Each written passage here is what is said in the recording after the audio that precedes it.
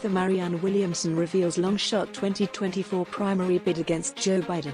New Age author has little chance of winning the Democratic nomination.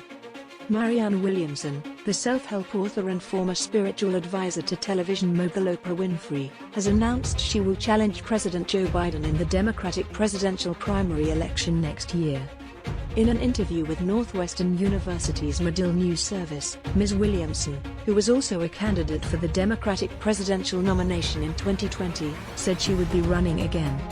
"I wouldn't be running for president if I didn't believe I could contribute to harnessing the collective sensibility that I feel is our greatest hope at this time," she said. Ms. Williamson's 2020 campaign launched in January 2019 and lasted just under a year before she suspended it. During that time, she participated in several Democratic primary debates and garnered a measure of notoriety for making statements widely considered bizarre, such as a vow to make then New Zealand Prime Minister Jacinda Ardern the first head of government she would call as president, and an assertion that she would win the election by harnessing love for political purposes against then-President Donald Trump.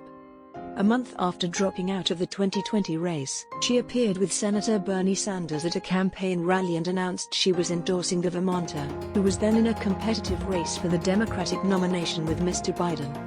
In her interview with Medill News Service, Ms. Williamson criticized Mr. Biden for supporting a change in the Democratic primary calendar to make South Carolina's primary the first sanctioned intra-party contest in an effort to give the Palmetto State's more diverse electorate a larger voice than the smaller, more white populations of Iowa and New Hampshire.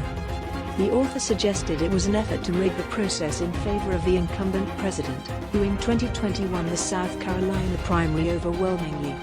She asked, "How can you claim to be a champion of democracy when your own process is so undemocratic?"